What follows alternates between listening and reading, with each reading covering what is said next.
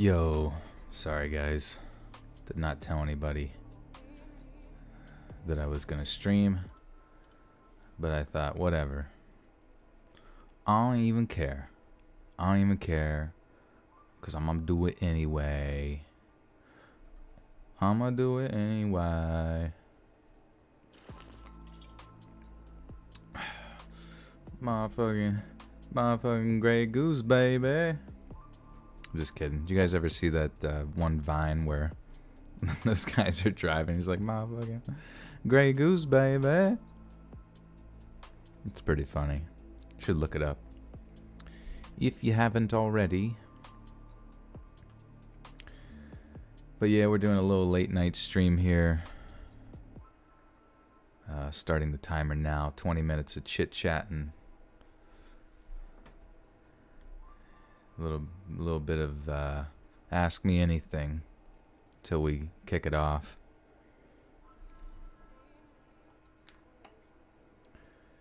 Hollywood should look into your narrations here, you as a narrator, and not only that, they can make awesome movies from your paranormal stories. That would be sweet. I would love to get recruited. Carly, what's up? Welcome. Majestic, love you too. Good to see you guys. Knew you haven't had Wi-Fi. Uh-oh. Hey, Lizzie's here. Hi, Lizzie. I'm glad you can make it. Good to see a mod in the house. My fave movie. I've had quite a few fave movies. Yeah, a lot of good ones. I loved Ghost in the Shell, the animated one. And Cloud Atlas, I've said that before. The Fountain with Hugh Jackman, Rachel Weisz, that was awesome. Same director as Black Swan, if you're a fan of those movies. Where I could listen to your narrations even with my phone locked, because your soothing voice helps me sleep as well. Oh, where could you listen? So there's a few different ways. I have a podcast. It should be linked down below on Spotify and iTunes. And those are long narrations.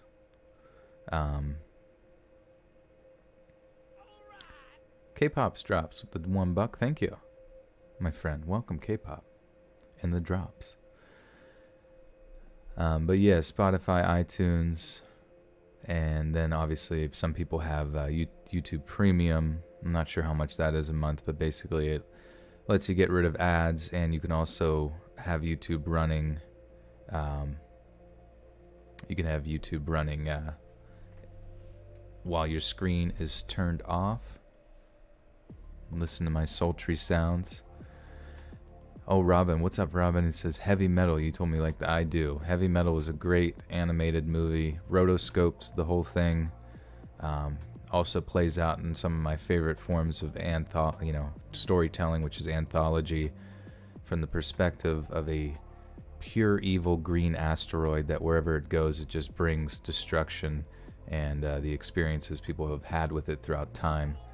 It's a really good movie. There's Heavy Metal, the original, which is the best, and then there's Heavy Metal 2000, which is also good. It's more of a linear story, but I definitely would highly suggest both of those.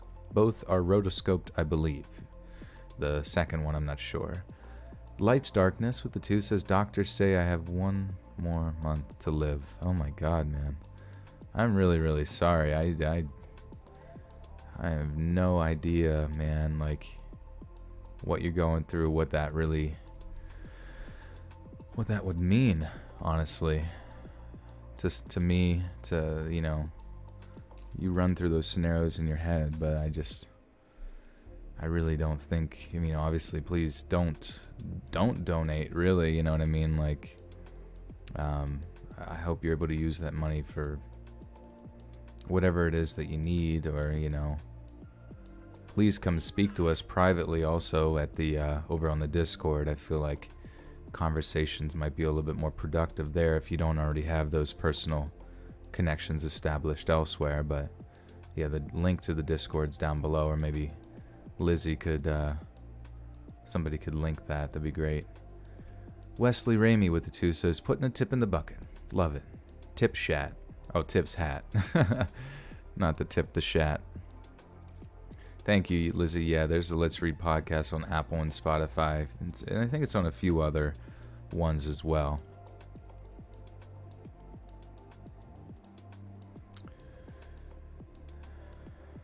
Mr. Artist says, let's trend this page. That would be lovely.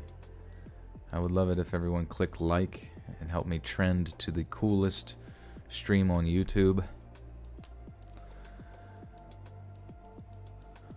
That would be interesting. But yeah, we're doing paranormal stories tonight. Some ghost stories. It's kind of crazy to me how many people have ghost experiences and things of that nature. Yeah. I know on the H3H3 podcast, they always ask people,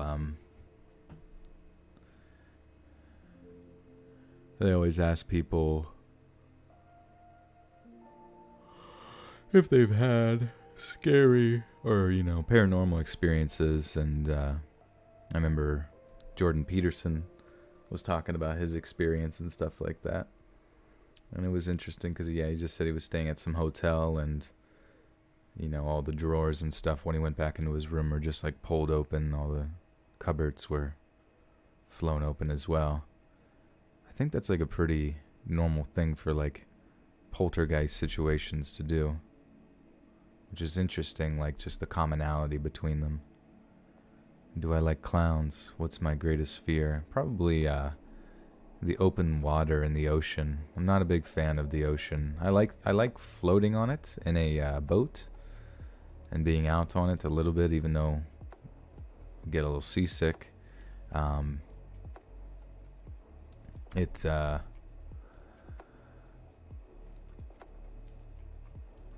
don't know, something about just being floating and out in the open ocean and then being kind of picked apart by sharks.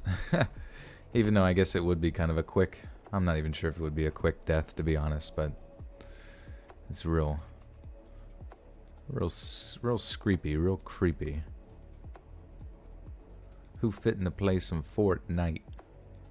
Yeah, sorry, my yawns. Maybe that's part of the way I get you guys to go to sleep, is I put yawns in the stories.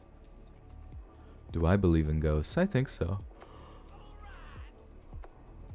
Deidre Fitzpatrick with the 2. Thank you, Deidre. Good to see you. But yeah, Carly, I do. I believe more in like the sort of demonic. I mean, I definitely believe in the spiritual realm and think ghosts are sort of. It really depends on, a lot of like people within like Christian communities might say like, demons masquerade as like the dead, and trick people into thinking that they're stuck on Earth or something, whereas they're, they have to choose one direction or another kind of thing of heaven and hell. But I mean, for me to sit there and say that with 100% certainty, believe me, I have no idea. But I definitely think that there's enough documented cases and of the paranormal to constitute some serious consideration. The Stovetop Ninja with a 5 says, you're awesome. Well, thank you, Stovetop Ninja. I would love to try some of your ninjutsu stovetop karate chops.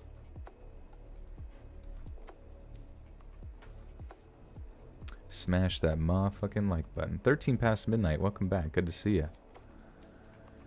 Carly, you've seen too much. Yeah, once you've seen something, it's really hard to go back. Maria says, hi, I just want to thank you for your hard work. I love your voice. I have postpartum depression and anxiety. Listening to your stories really helps. I'm glad. I hope that clears up for you. I've had friends that have been pregnant and gone through that kind of process, so believe me, there is a light at the end of the tunnel, and I'm glad I can help you during this difficult time here. Endless Surprises with the 1. Thank you, Endless. Welcome. Garrett, what's up, Garrett? With the 2 says, oh yeah, stream time. Oh yeah, baby. Let's kick it off. My voice on blaming on George's videos scares the hell out of you. I'm glad. That's what I was going for. I will be seeing George, or Jorge, him along with that creepy reading at next week at VidCon in Anaheim. So I'm really excited. I'm really excited to meet those guys because we've been like gaming buddies and video making buddies for a while. And to meet people in real life that you've known online for quite a period of time is always an interesting experience. I remember meeting Axeman Cartoons and Horror with Heidi, to name a few, in the Boston area, Massachusetts. And that was so much fun. It was seriously so cool to just know people for a while and then finally see them and just kind of like relate on something that, you know, didn't even exist, 20 years ago. It's just so crazy. The Stovetop Ninja with the 5 says, maybe when I get better, I'll send you my astral projection story that still terrifies me to this day. Yeah, that sounds terrifying. It might be helpful to, if you go to the subreddit, reddit.com/r/Let's Read Official. I feel like I should have named it Let's Read Submissions, but it's no big deal. If you go to the subreddit, it might be kind of cathartic to write out your stories and that kind of thing. But thank you for the dono. Elizabeth Mendoza says, absolutely love all your videos. I eagerly await each upload. Something about the way you narrate really stands out from the others. Thank you. I try to, I guess really at the end of the day, it's like everybody just has their unique voices and their subjective tastes and stuff like that, but I really appreciate that. It does make me feel good that you guys like it so much and always get notified when they come out. Ellen Mayonnaise with the 2 says, are you ever going to do any more ASMR videos? Part of the reason I did ASMR was because I was like generally interested in trying to start a channel for ASMR, and I thought that I had the ability to do so. But that was whenever I was like basically recording, 2 videos, or not 2 videos a week, but just doing 2 recording sessions, which would be like 2 videos currently now, and then splitting those into 2 videos, so I put out 4 videos a week. And that was during a time when I was kind of trying to make a comeback from whenever my channel was going through some issues around this time last summer. And it kind of had the opposite effect, even though I had like more time on my hands as far as my workload went, and I was putting out technically more content. It really didn't seem like people really responded very well to videos that were under 30 minutes. Even if they were like 30 minutes, and there was 4 of them, a week, I just, it seemed like the viewership was not as strong, so I went back to the 3 kind of closer to an hour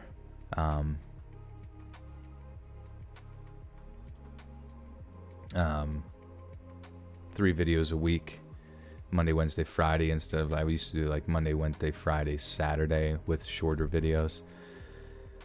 And then that gave me a lot of extra time to do creatively, so I was like, screw it, I'll make an ASMR channel. And then so I did that for a while, and then after I got back to my normal schedule, I was like, well, I don't really know. I don't really know if I'll ever get back to me, or get back to doing that again, just because after 3 videos a week and streaming quite a bit here, I just like, there's something like, even though it's not like a massive creative detriment to the mind, there's something about it taking up a lot of the time, and that whenever you get some free time, you just kind of want to like just chill out. The Stovetop Ninja again with the 5 buckaroonies says, I was 16 and now I'm 40 and it still scares me. And it happened again not too long ago. So I'm a ball of anxiety. Scared for my child. Yeah, that does sound scary. I don't think I've ever really had like a astral projection type experience before, or at least I've had a dream where I was sort of floating outside of my house or something in a cold moonlit sky at night, and something something was pulling me. I couldn't see its face, but it was like pulling me up towards the moon into the sky. And then it looked back, and it was sort of like this woman demon type thing, you know, and then as soon as I like was filled with fear, I sort of got pulled, you know, out of the dream back into my body. But the way that it felt, the way that I was floating and stuff, and the way that it was just like as if though I left my house, you know, I've heard like the kind of concept of astral projection is very similar to dreams, you know, or the sensation of dreaming, but who knows for me. Have I ever lucid dreamed? I have. The only stupid thing is when I realize I'm in a dream, I get so excited that my mind just like wakes up. And yeah, it kind of, so it's like, I don't know, it would be nice to like not like get so excited about it. Like I'm like, oh, I just feel like so powerful all of a sudden. I'm just like, I can do anything. I can do anything, and I'm in a dream right now. I can do anything I want. And then I'm like, but I can't tell myself I know I'm sleeping, you know what I mean? Lucy Tears, the demon clowns are coming. Days is coming.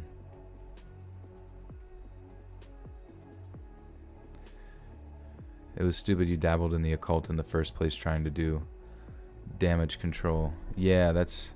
Usually people leads them down kind of a dark path there that seems to be pretty indifferent towards your feelings of whether or not you like what's happening or not. The fact that you kind of, you know, that someone did it, you know, it seems as if though whatever entities interact with you are pretty ambivalent towards your feelings, I guess, or pretty negative. M Contradiction with the 10 soaking wet Canadian maple syrup buck says, love what you do. I'm listening to you and playing Until Dawn again and have every character alive so far. Well, congratulations, because that is not a small feat, my friend. I've seen that game and it looks pretty awesome. Also, the girl from I forget what her name is, but she was from Remember the Titans as a kid and then was in Heroes, or so the show Heroes.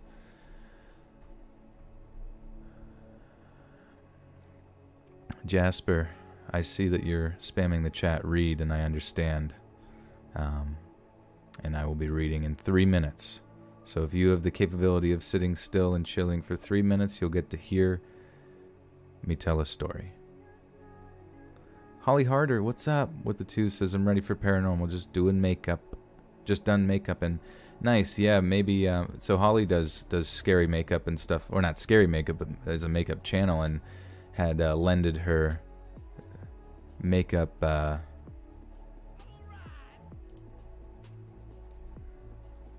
abilities, and most likely I will utilize that to be I will utilize that in tomorrow's video. So thank you so much for that, Holly. I really appreciate it. Hayden Panettiere, yeah, I remember her seeing her in that game, and I was like, that's pretty sweet. Jeez, you guys are really lighting me up to read. You got 120 seconds if you can hold it in. It's like holding your breath underwater, I'm sure. The Stovetop Ninja with the 5 says, when you astral project, you can get back by moving your big toe, but it's the hardest thing you'll ever do. This comforts me to some extent. Yeah, that's yeah, I've never been there. There is a certain part of me whenever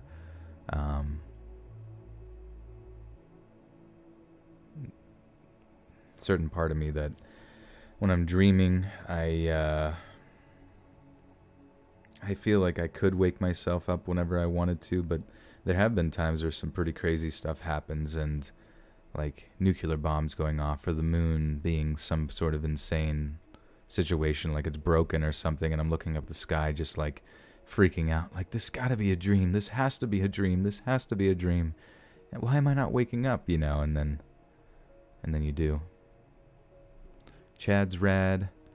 2 streams and 1 live reads in 1 week. So lucky. Yeah, I've been trying to do it at least 2 to 3 times a week now. Before, the normal schedule is Monday, Wednesday, Friday, 7 p.m. Eastern Standard Time, and then I like to try to stream the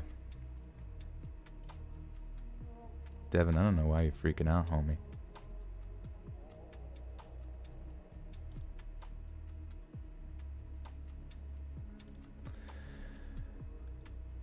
But yeah, I've been trying to stream a little bit more. Usually the night before videos come out. I'm not sure. We might still be able to stream Thursday to get some stories in. Christina, what's up? But there's a sponsored video coming out on Friday. Or actually, it's coming out Saturday, so there won't be a Friday video this week. There will, in fact, be a Saturday video. So I'm interested... I am actually interested to see how well that will do in comparison to most videos. I mean, I don't know, maybe people will be more free on a Saturday night. But because of the sponsor, there are kind of stipulations on when the release has to be, and so that's a pre-prepared video. The audio already exists on Patreon. I believe I may have streamed the stories here. I'm not even sure, but... You recognize my voice. Did I do Bigfoot stories? I certainly have in the past at some point. Alright guys, who's ready to read some spooky, dooky stories? The timer has elapsed. You've waited so patiently and been so kind. Now we can do it.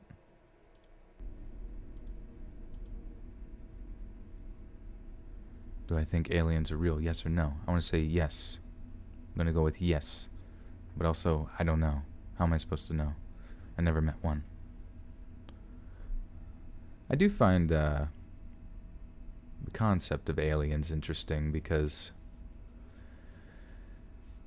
it's sort of like, if it wasn't for movies and all that kind of stuff, you know, movies and media and entertainment and that kind of thing, like, would most of the population even know anything about aliens at all? I don't even know. Garrett Wiseman with the $2 says, Kill Bill scene in the P-Wagon. Move your big toe. Oh, yeah. That is how it is, because she was paralyzed or something, and she said it over. I wonder if there was a sort of comparison. Joel, you believe in everything. I know. I am very gullible. I really do believe in everything. It's kind of embarrassing. Maybe not necessarily embarrassing, but I'm a pretty strong skeptic. I'm just a very open-minded individual. Saturday's no good for you. Gotta slurp with an alien. Well, hey, make sure send pics.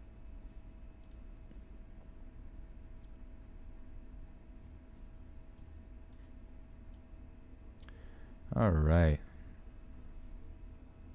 Where do you want to submit a story? You can submit a story to reddit.com/r/letsreadofficial.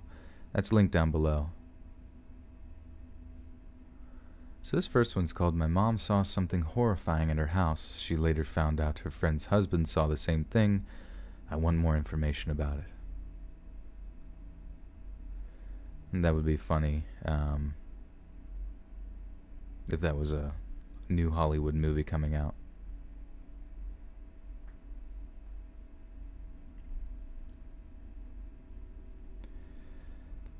My mom has had many, many strange and paranormal encounters in her life, including meeting her own doppelganger as a child. She's had many stories to tell me, and I grew up hearing them, about the flying cups in her bedroom and the vacuum cleaner running by itself when she was a little girl. However, there's one that still baffles me to this day, and I want to know if anyone else has ever seen this creature, or knows anything about it. This is my first post here, so please feel free to let me know. Yeah, actually.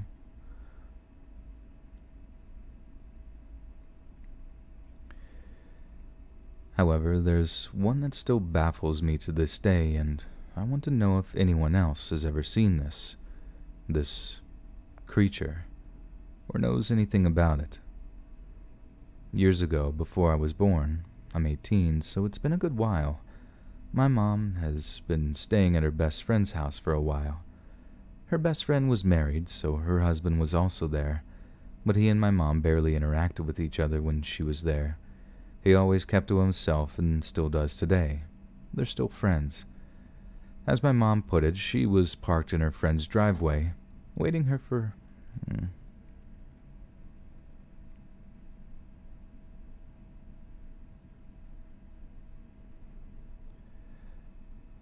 As my mom put it, she was parked in her friend's driveway, waiting for her friend to come out so that they could leave. My mom was alone in the car, fiddling around with the buttons and such, and she glanced in her rearview mirror. What she saw horrified her, as she said. In the rearview mirror, she saw a large black dog walking on its hind legs. Now, I am a skeptic of everything, so I asked my mom if it was just a random big old dog standing up on its back legs and using the car for support. She insists that no, it was walking, like a human. It did not touch her car. It walked like the sidewalk.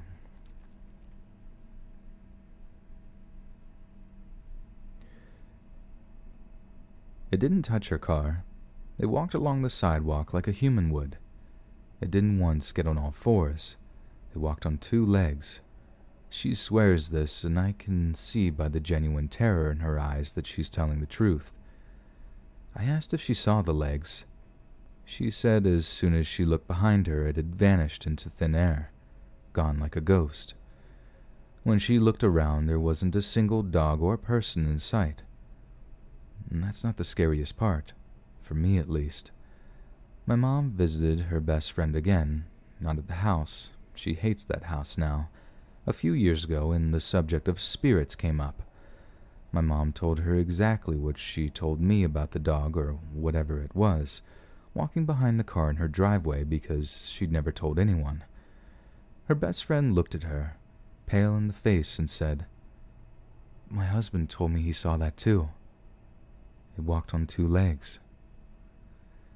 Two people saw the exact same creature in the same spot at different times. I've heard legends of dogs and how if you see it so many times, it signals a certain fate or fortune. But what was that? Have any of you seen anything like this? I'm terrified because I just passed my driving test, and if I see this thing or anything remotely unnatural in my rear view, I'll actually have a heart attack. I want more information on this walking dog. Is it some sort of omen or warning? Was it just that house that's haunted? What did my mom and her friend's husband really encounter those days? Nowadays, we have a backup camera in our cars. I don't ever want to see inhuman legs walking like that in my camera. I already have a bunch of eerie things going on, and I don't want to be any more afraid than I already am.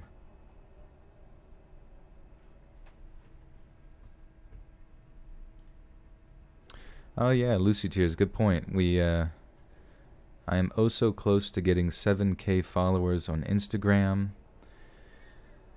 So please, go follow me on there if you guys are into, Instagramming and all that jazz. Jasper, it'd be cool if nobody spammed anything, because I just, spam is kind of pointless.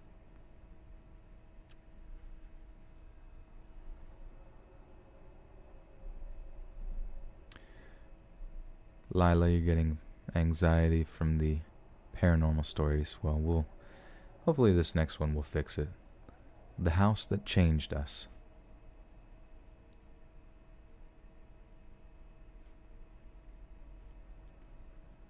Graham.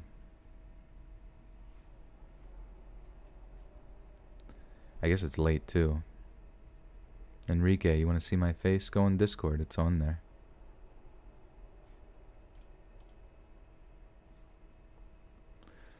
So this starts with a parentheses. Say, hey guys, I'm still kind of learning the ropes of Reddit, blah, blah, blah. Okay. So I posted this before. I always had to, some of these posts are weird because you have to like figure out where the story actually starts because it's just a bunch of erroneous text of nonsense.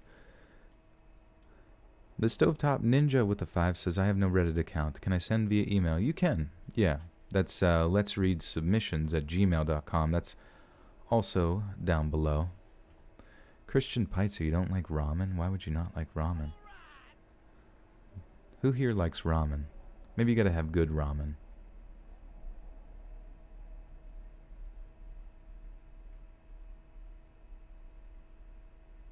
Discord. Discord's like Skype, but like little communities. And you can just jump in, chat with people, video call, voice call. It's all free through your internet. It's pretty sweet. And I have one called the Let's Read Discord. And you can post, there's little channels on there. You can post selfies, pictures of food, talk about politics if you want to argue with each other, whatever you want to do. But it's a pretty pause community. We're pretty paused there.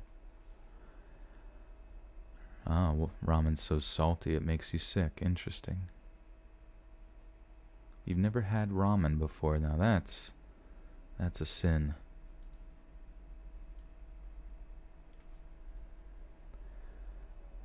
On my 10th birthday, I had a few of my friends over for a slumber party, and we had our sleeping bags on the floor of the living room. The living room was at the front of the house and behind our front porch. When you walked into the house through the porch, you'd get to the front door. Once in the doorway, there was a staircase to the left, a half bathroom directly in front, and the living room connected to the dining room to the right. Left of the dining room was the kitchen, behind the half bathroom. Now, back to the slumber party, we were doing whatever it is 10-year-old girls do at sleepovers when I got an uneasy feeling.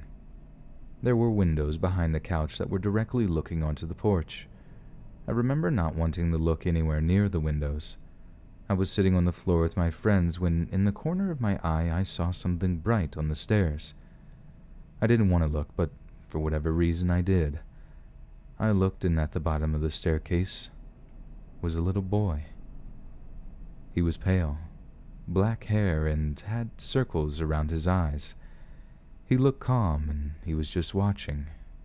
I'm getting chills just as I type this, and I actually want to puke.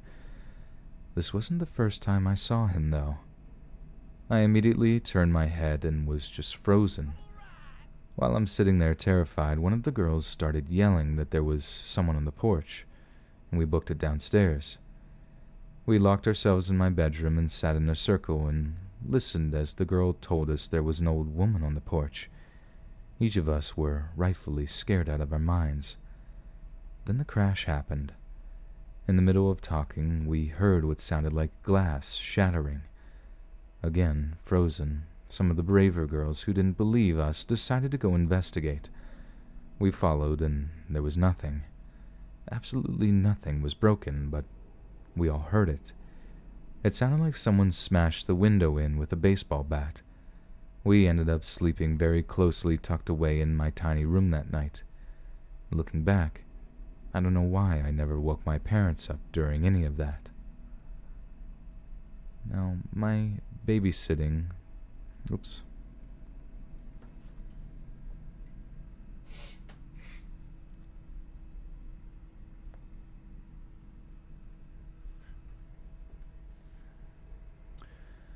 Alright, so this next one is... Looks like it's just a series of... Oh my god, this is a long one. Wow, wow, wow.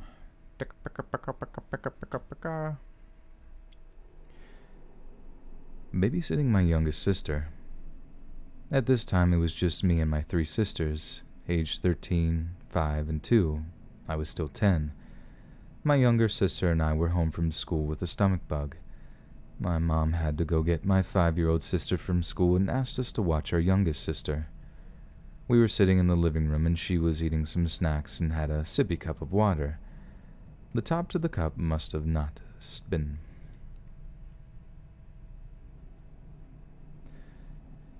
The top to the cup must have been screwed on tight enough because... Not been screwed on tight enough. Oh man, dude, it's so hot in here. I wish I had central air. That would be the most lovely thing ever. Because then I could have AC without it blowing out my mic.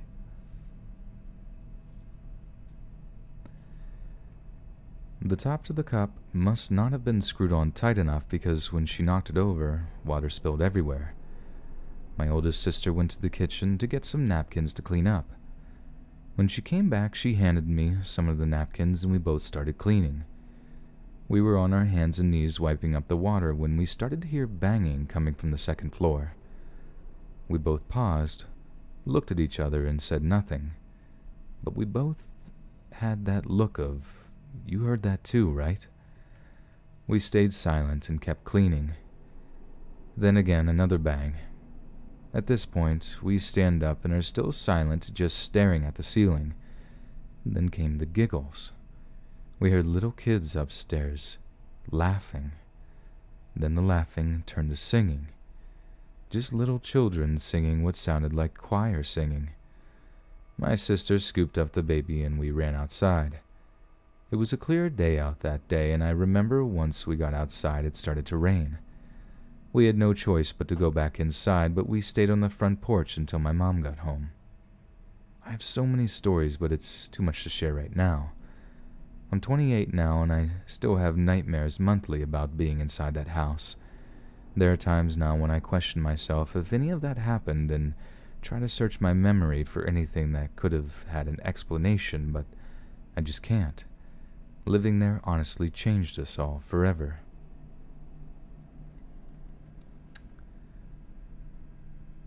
I'm wondering if I should read the rest of her stories because it goes on for quite a bit.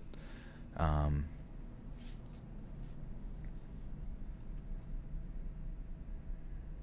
mean, whatever. The more reading.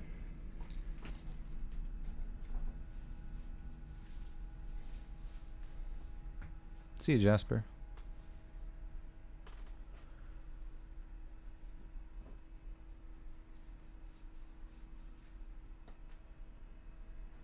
I'm a sweaty mess right now. This is bad. Bad news bears.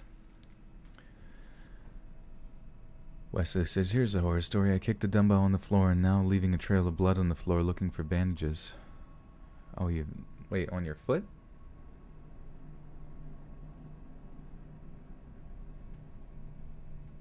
Alright.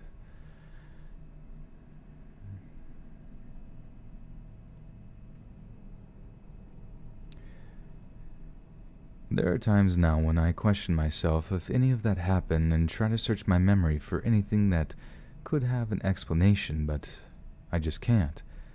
Living there honestly changed us all forever. Maybe I'll keep going. So a bit of background story. A lot of people have been asking where this took place. I don't want to give the exact town because I am an anxious weirdo and this is the internet, but it took place outside Boston. Before we moved to the house, I spent the first 9 years of my life in a house we were renting. My childhood was heaven. Absolute 1990s kid heaven. I never had any real paranormal experiences in our first home, but I did have some strange premonitions that came true about family tragedies after I started getting severe migraines, which is what I'm feeling now, so I'm kind of nervous bringing this all up again. But anyway, our landlord was planning on selling our home, so we had to act quick and find a new place. I remember looking at a few homes and going to open houses with family. I remember the open house for this one. I stayed in the car. I told my parents it wasn't the right place, and they went in anyway. Later that week, we got the call that we got the house. My parents were excited to finally be homeowners, but I was still apprehensive, but also still kind of excited to have our own home. After the years spent there, they decided to take me to every open house afterwards to make sure the homes were clear. My dad still asked me to pick lottery numbers for him. We finally got ourselves moved in. It didn't take long to realize things were off. The house was a 2-story. Like I said in the first post, the first floor was the kitchen, dining room, living room, and half bathroom. The upstairs... Holy God. Nalina, welcome back. Just saying hi with $100 freaking donation. Oh my God. Lucy says the sugar daddies are here. Oh my God. Nalina with $100 donation says, oh my God, you were literally doing this again, so You know what I'm going to do to keep supporting you? This is the most I can do, but I hope that this will be enough for you to be like, oh my goodness, I love you.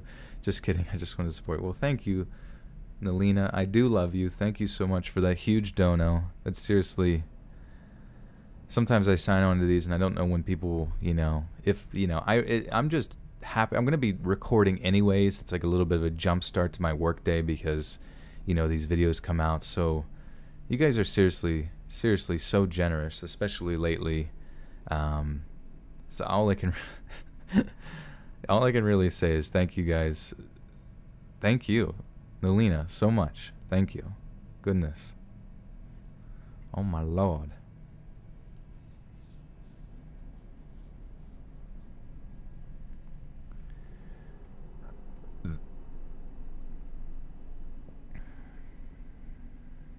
Trip Gia, what are the rules here?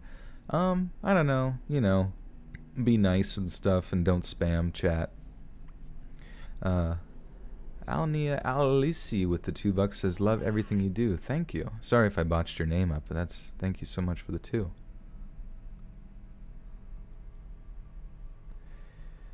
The upstairs was a full bath and 2 bedrooms. We were a family of 6 at the time, so my 2 younger sisters had the bedroom next to my parents' room, and the basement was converted to a bedroom for my older sister and I. I never slept in there, though. I shared a bed with my younger sister in her room. The basement had its own creepy vibe, as most basements do, and that's where we saw the woman in the wedding dress the most. My older sister was brave to sleep down there by herself. The basement had this weird stage-type thing. Right by the laundry room with the boiler and stuff was this... Oh, boy, okay.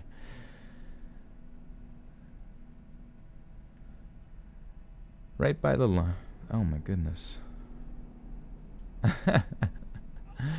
Nalina popping off with these donations with another 50 buckaroos. Says, I'm making it rain for these people because they want it so bad, but I think this will get the last donation I could do for the day. I'm kind of doing my resume looking for a job. It's hard for someone like my age, 18, especially since I got rejected.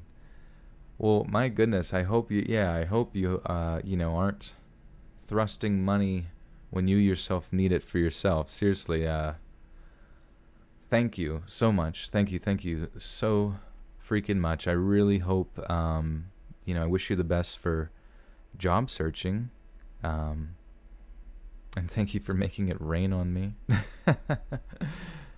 It's really kind of you. And yeah, I obviously take care of you and yours, first, because she says she's just someone who loves everyone. Well, hey, oh, man, thank you. I really appreciate that.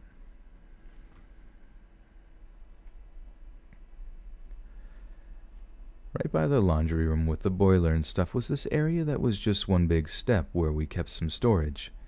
To block off the clutter, my sister decorated it with those hippie beads. Think Britney's Oops, I Did It Again album cover. There was one time my sister was laying in her bed doing homework and my mom was in the laundry room doing laundry when they started to hear the beads clanking into each other. My mom poked her head out to see what the sound was. When she saw them swaying, she walked out and stood next to my sister, just to watch what was happening. They then began to shake even more violently, like they were about to be yanked off the ceiling. They ran upstairs and stayed away from the basement for a while. My mom was always scared to do laundry after that. She said she always felt someone watching her down there, so she would sing to herself to try and... Oh my God. Nalina again with the $50 donation says, okay, I'm 100% sure is the last donation. Okay, gotta go by. Nalina, thank you. I hope you're staying around at least to listen to the stories. If not, that's okay. I know if you're busy, but goodness, that is very, very generous of you.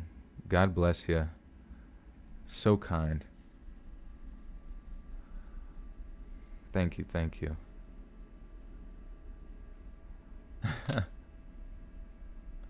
Many pizzas are slowly covering my body right now, just up to my eyeballs. Thank you, Nalina. Oh, if you are heading out, I hope you have a good night, you know. Yeah, guys, show some love for Nalina. My goodness. Oops.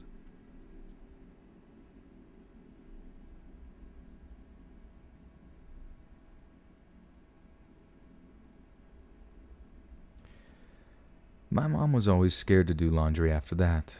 She said she always felt someone watching her down there, so she would sing to herself to stay calm. I can't remember the timelines of all these events, they're all just scattered in my brain, so I'll start with the events in the basement and bedroom.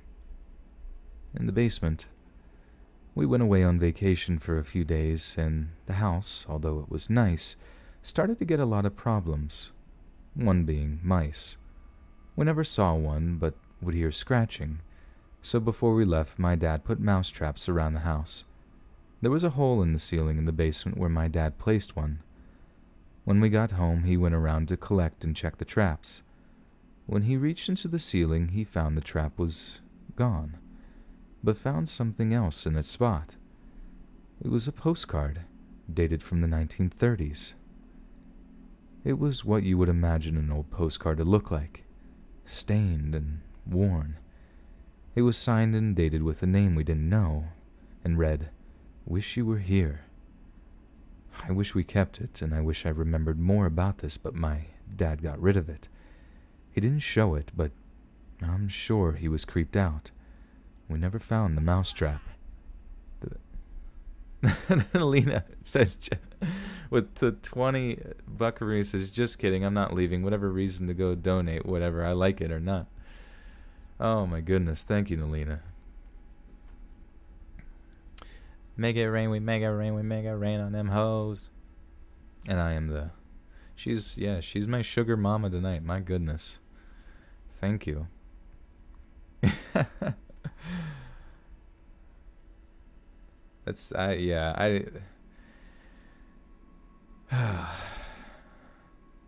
don't even know what to say. Nalina, if you're 18 donating, I have this weird inclination that you must be making the big old bucks, my friend. I really appreciate it. You're very, very kind. I'm going to go work for Nalina, BRB. MVP of the night, for sure.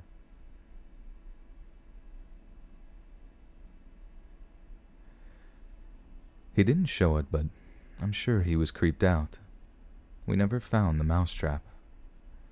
The bride in the basement. This one scares me the most, even though I didn't see it. My sister was in her bedroom when she saw the lace in the corner of her eye. She looked up, but didn't see anything. She kept doing whatever it was she was doing when she saw it again. Again, nothing. This went on for a few more times when finally she looked up and she saw her. An older woman with frizzy gray hair, looking very disheveled and angry. She had a white veil and a white lace wedding dress. The way my sister described her was that she was standing with her arms at her sides, but kind of stretched out. They were by her sides but not touching her body, and her hands stretched out. My sister said she looked frozen and her face looked stuck, and as quick as she was there, she was gone. My sister didn't spend much time in her room after that. I think the old woman that my friend saw might be the woman in the wedding dress. My sister was the only one to fully see her.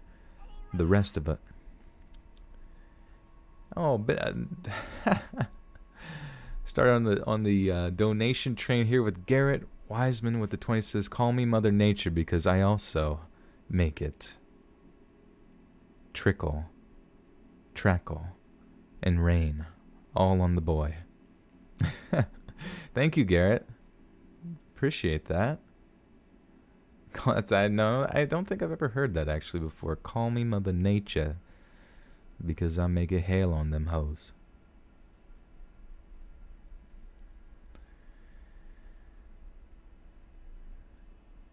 My sister was the only one to fully see her. The rest of us would just see the lace pass us in our peripheral vision. So that's what I can remember of the basement at the moment, so I'll now switch to the little boy. The first time I saw him was in the upstairs bathroom. I had just finished up in the shower and was looking in the mirror and combing out my hair.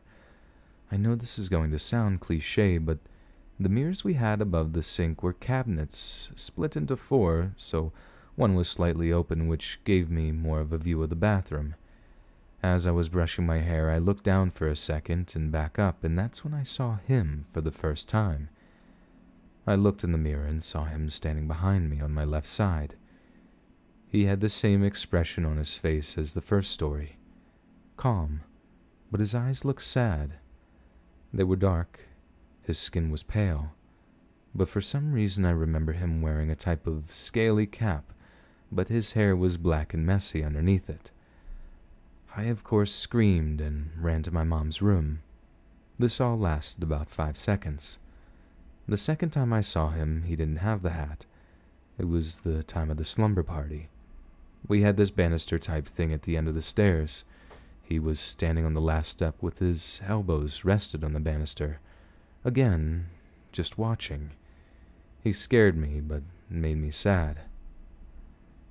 My family's experiences.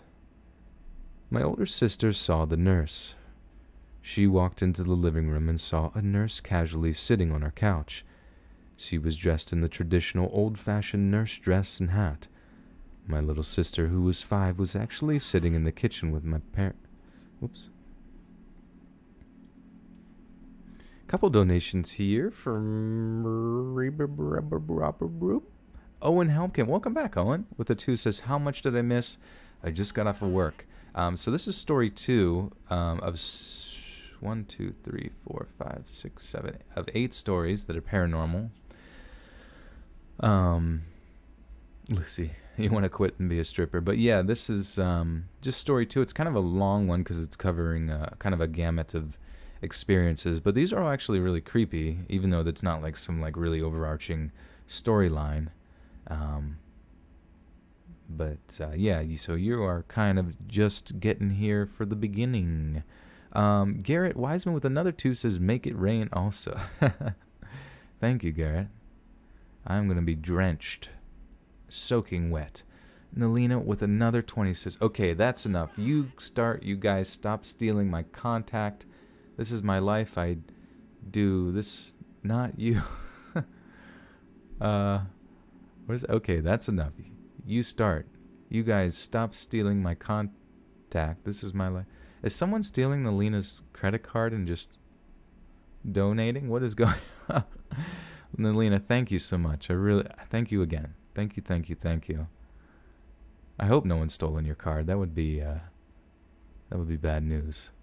Mickey Perez with the 1 buckaroonie. Thank you, Mickey. And welcome. What's up? What's poppin', Mickey? You having a good night? Soaking wet in ranch. Just cover me in a ranch shower. Anthony's working overtime to bring the heat. Oh boy. I don't know if we want to start that war. Oh, Nalina says this is supposed to be content. Oh, stop stealing my content. This is my life. I do this, not you. I am confused. And Mickey Perez with another buck. Thank you, Mr. Mickey. Laura, you want pizza? Same here. Alright, where was I there? My little sister, who was 5, sitting in the kitchen my parents saw as they cooked. Oh, okay, yeah, this is the family.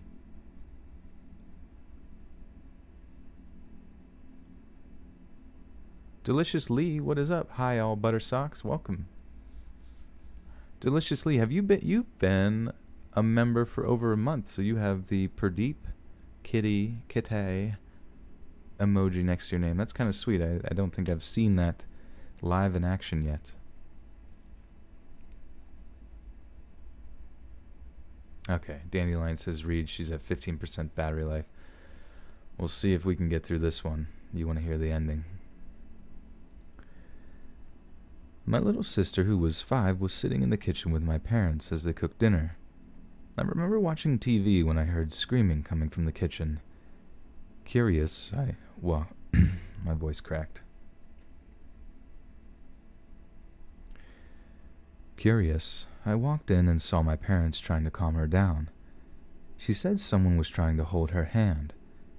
She had her hands behind her back, playing with the chairs, so my dad tried convincing her that it was her own hand touching the other. She didn't buy that. She's 24 now and still stands by what she felt. She felt someone grab her hand. Another time, with that same sister, my mom was washing her hair in the kitchen sink. The way my mom would do it was she would lay a towel on the counter, and we would lay on it, and our heads would halfway hang in the sink. So while she was getting her hair washed, she was looking at a box of strawberries on the counter. She yelled for my mom to look, and they both watched as the brand new strawberries turned moldy in a matter of a minute. My youngest sister, she was 2, almost 3 at the time. She used to scream and cry about that mean man. My mom would try to calm her, but without much luck. She would ask her, "What man? Where is the man?" And she would point to the stairs and hide her face away. The way the stairs was designed was they were mostly just straight down, but towards the end they would turn. She would always point to the corner of the stairs. It was the 5th step. Every time we had company over, someone would fall down those stairs once they reached the 5th step. We never told anyone our house was haunted because, honestly, who wants to tell people that? But every person who came over and fell on those stairs said it felt like someone pulled their leg down. They all fell the same way. It happened to me, my mom, and one of my other sisters, and yeah, it did feel like that. One time my mom was home alone. She was sitting on her bed when, out of nowhere, a pillow was thrown in her face. My parents saw a teddy bear get picked up off a shelf and carefully be placed on the floor, like gently, just in the air. Same thing with a Cheerio another time. There was also a Furby we had. What a kid in 2000 didn't have one. Thing would go crazy at random times, saying things Furbies didn't even say. We took the batteries out and tossed it in the basement. It never stopped, even without batteries. We ended up throwing it out. When we were getting close to moving, we had one neighbor tell us that way back in the 1940s or 50s that a nurse lived there with her son. I always wondered if the little boy was there with his mom, the nurse who was on the couch. Another neighbor came by once for a cookout. He had a bit too much to drink and went on to tell this crazy story about the whole block was notoriously haunted. We never told anyone of our experiences. He didn't know. I'm sorry this is... Wait, let's see. Okay, so it says, I'm sorry this is so long. I'm just trying to keep remembering everything included. Developed an awful OCD living there. My dad was normal back then, but after that he changed. I don't know, something that he doesn't tell us. He finally just now coming back around. Our next house was wonderful, but a couple years and some very scary things started happening there too. Some people have mentioned that since my family is sensitive to these things, we could be magnets to spirits, but alright, maybe I'll just stop at the one about the guy. We never told anyone about our experiences. It was guaranteed that he didn't know. Well, that was kind of a rambler story, but no worries. I like him either way. Mickey Perez, did I miss your donation? Thank you. Jennifer Ward with the $1. Thank you. My friend Jennifer.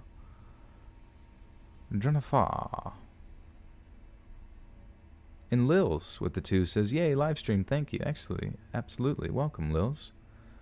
Welcome to the party.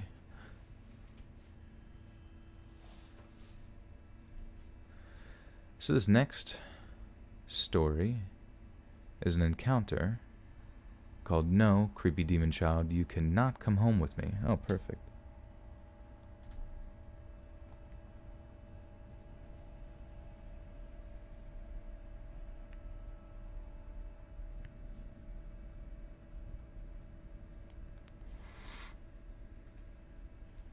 Gaming with Folklore with the 5 Canadian says, how is everyone? Happy belated Canada Day. I didn't even know it was Canada Day. Just kidding. These stories are all from Canada, and I've had this planned all along. Murica cannot sleep without listening to Let's Read. I don't know what it is I do. I guess maybe there's some sort of something in the water, aka my voice. I don't know. Some sort of gas that comes through the speakers. A Benadryl or a melatonin voice. Oh, that'd be kind of a cool name, maybe, like Melatonin. I don't actually know.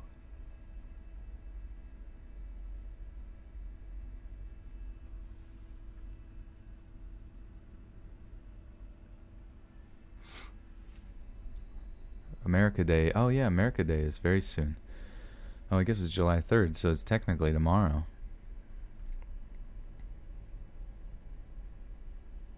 Okay, I'm going to preface this with the fact that I was a bit of a skeptic. I love the idea of the paranormal, but straight up never believed in it until about half an hour ago. I was walking my dog along this usual route. It's only a half-hour circuit through a well-lit and safe neighborhood, so I felt pretty comfortable taking him late at night. I'm about 20 minutes into the... Shit. I'm about 20 minutes into the walk when I notice the only other person I've seen the entire time I've been out. A kid, roughly 9 or 10, walking alone on the other side of the street. This strikes me as odd as it's nearly midnight, but I decide it's none of my business and press on. Then the kid notices me and crosses the road. This is where I get my first proper look at it. They're wearing a thin hoodie, green and gray striped with the hood up, gray cargo pants, and a pair of trainers. Totally normal attire, really. As the kid walked over, I felt compelled to stop. There's a lot of young families living in the area, so I assumed they belonged to one of them, but I felt weirdly uneasy. I'm someone who really struggles with generalized anxiety, and so chalked it up to that initially. They reached me and took me... Whoops.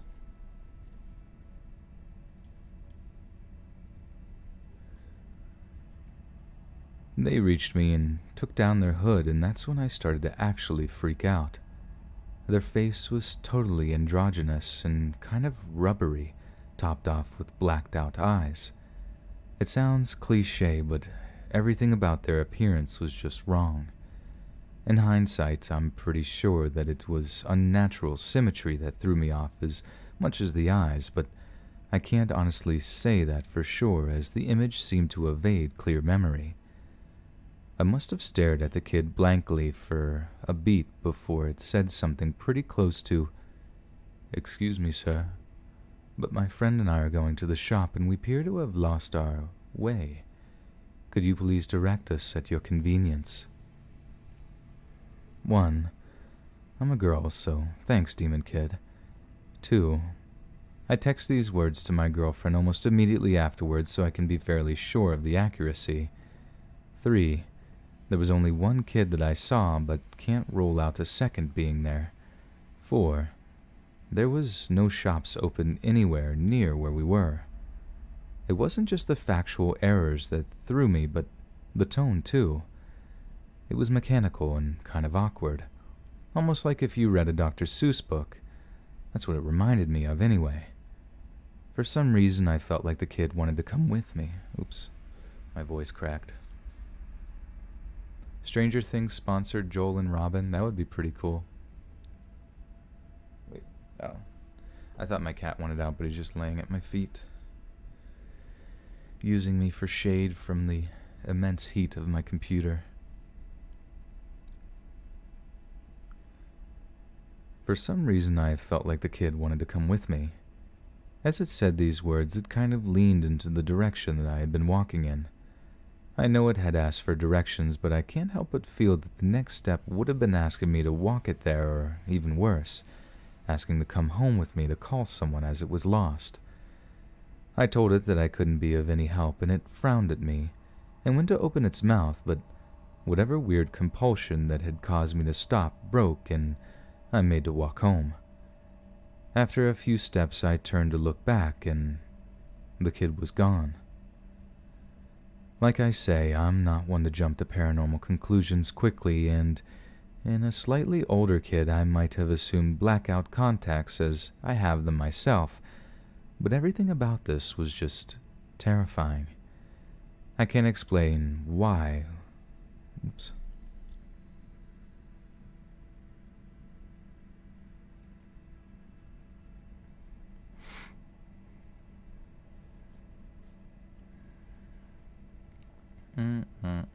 I know it. Okay, where was I? I can't explain. Oops, I didn't actually stop. Crap. My stop button just doesn't want to work. I can't explain why I know with such conviction that what I saw wasn't human, but either way I know it. I won't be walking that route anymore, and certainly not after dark.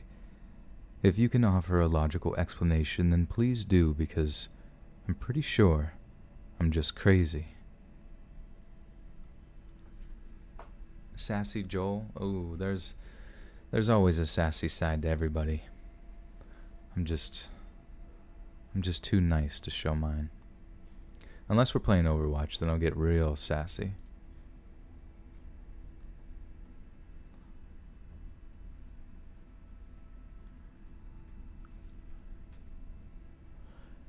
Jackie, you want me to do an Alex Jones impression? Alright. The reptilians are here. Interdimensional vampires that suck your life force directly from your body. Opening up a portal to the disease of the mind. Something that transcends time and space. They're turning the frickin' frogs gay.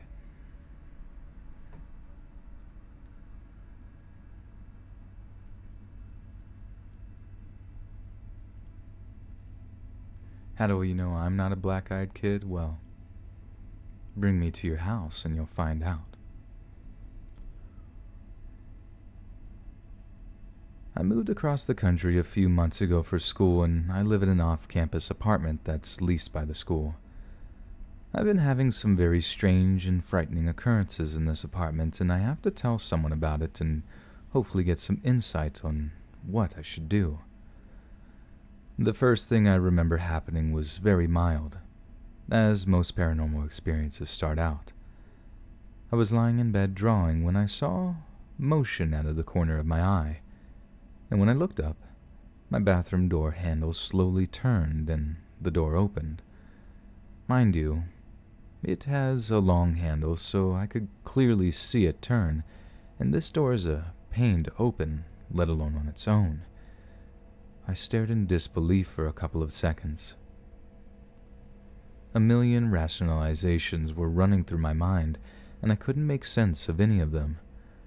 I don't remember being scared. I was just extremely confused. This particular door opens on its own every single day without fail, and multiple people have claimed they've felt something tug on the door when they try to close it.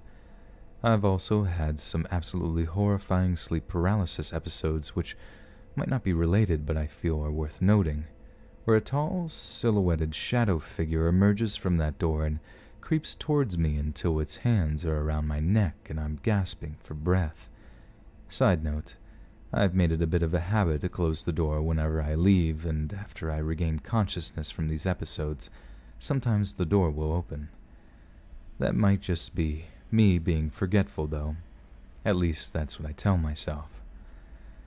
Doors opening and nightmares weren't even the beginning of it, though. One night, my roommates and I were in the living room when all of a sudden there was a giant cluttering sound coming from my room. It sounded as if though someone was rummaging through my stuff very violently. We all looked at each other and immediately thought someone broke in, so we armed ourselves and cracked open the door only to find no one in the room, and all of my belongings scattered around my room.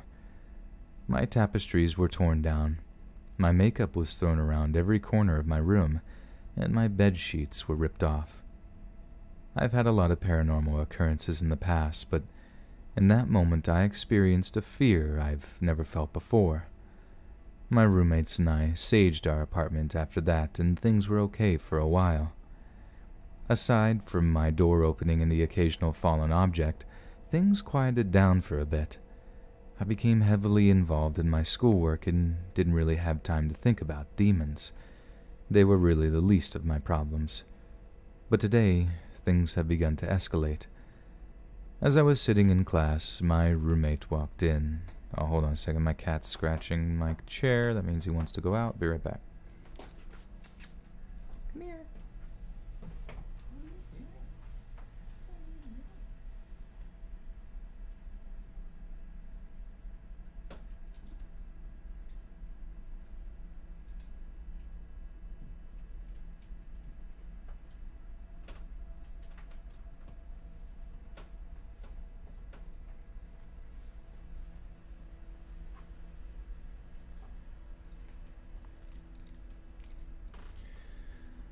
Okay.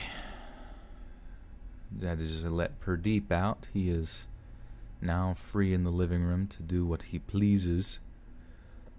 He probably was like, screw this heat, dude. What are we doing in here? As I was sitting in class, my roommate walked in with a startled look on her face and said, "I thought you hadn't left yet." I raised my eyebrow and she explained that as she was leaving our apartment, she heard her name being called from my room. She responded, "Yeah?" but didn't get a reply, so she just left. My roommate's not the one to... Oh, oops.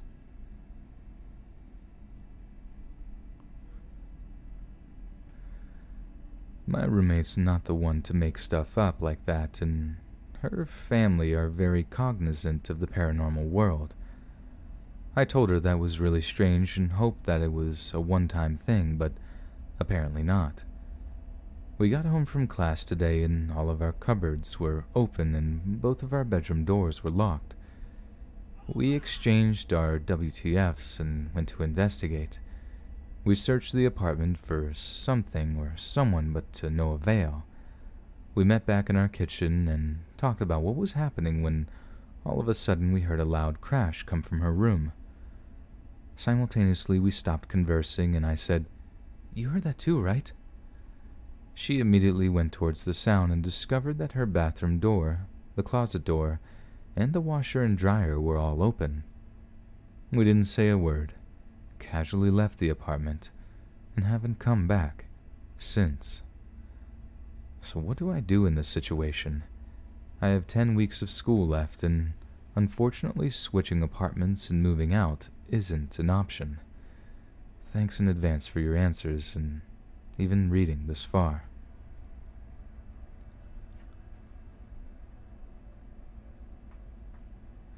Jackie Nightshift, Jolie, I'm begging of you, please don't take my scary story. Which one is it? 'Cause now I want it.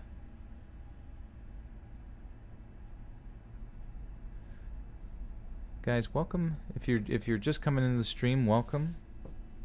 We're having a good time. We're rolling through some paranormal stories. And they're scary. It's summertime. School's never going to start again. Forget school. We're not going back. I'm not going back. Nobody's ever going back. We're playing Minecraft till we're dead. We're gonna be Minecraft ghosts. Okay? We cool with that? And hit that like button so everybody comes in. We need more people. We need to get it to 1,000 people. Can we get it to 1,000 people? Hit that like button. That would be dope AF. Carly says, I need some guy advice. The guy that I dated the past 6 months is a good guy, but our relationship has been on and off a lot, and we just started dating again. What do I do to go in for a kiss? Oh, I don't know, dude. Just, I guess when you two are alone and You know, you say maybe you guys are having a nice conversation. You're sitting right next to each other, or looking and standing in front of each other, and someone says a joke. Maybe he says a joke. He's trying to make you laugh, because I guess that's kind of what guys do. Or maybe you like making him laugh. But I can guarantee you, if a girl goes in for a kiss, it's gonna happen. There's really nothing a guy can do to avoid it. So, because he's most likely wanting to do the same thing to you. So yeah, just go for it. You know, find the right opportunity, feel the energy, and just capitalize. Capitalize. All right. So this next one's actually humanoid encounter. Titled, I just saw a small humanoid running on the side of the road. Slap Nuts with the $2 says you should do scary cave stories. That would be cool. Zadinator. I don't think I've heard of... I've seen Zadinator. I think he donated last time, but... Joel, you are Zadinator. I don't think so. Not a Little Boy. Welcome back with the 420. Says, missed your last few streams because of work, so I quit. Quit, and now you're donating. Thank you. Thank you, guys. Do a sexy voice impression, Daddy Doink. Of what? What sexy voice could you possibly be asking for? Mwahahahaha. This just happened about an hour and a half ago on my way home from work. I live in Central Texas, San Antonio to be exact. This whole incident happened in the span of maybe 30 to 45 seconds, maybe a minute, but it felt pretty quick and surreal. I was driving on a short stretch of Alright, so I don't know how to pronounce this one. This is called Wurzbach. It sounds German. It says, I was driving on a short stretch of elevated highway, Wurzbach, is it like a Wurzbach Parkway, if you know the city. Let's see.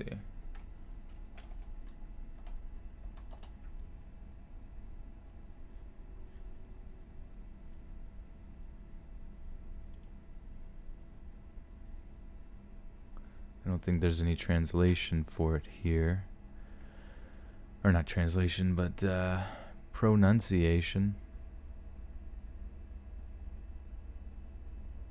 1-900 Super Stud. Oh yeah, that's my number. How'd you get my number?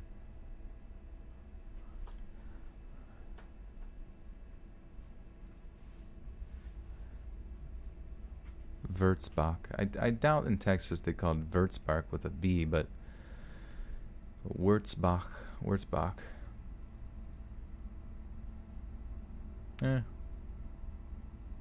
We'll do it. We'll just go on a limb. No one will mind.